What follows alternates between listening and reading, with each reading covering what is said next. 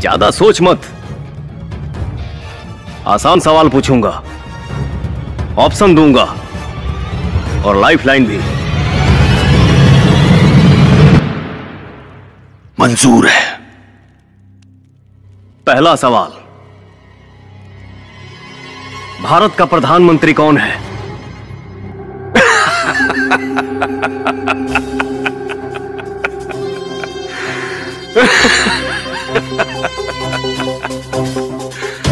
मुझे तेरे जैसे से यही उम्मीद थी,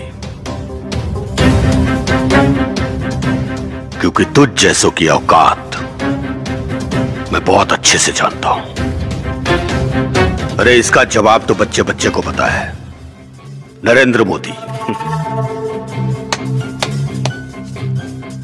वाह, गुड।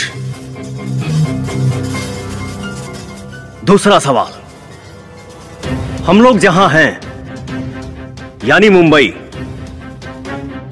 ये किस राज्य में पड़ता है? आपके ऑप्शन हैं। लगता है तो केबीसी नहीं, मजाक खेल रहा है। अरे इसका जवाब भी पूरी दुनिया को पता है कि मुंबई महाराष्ट्र में पड़ता है।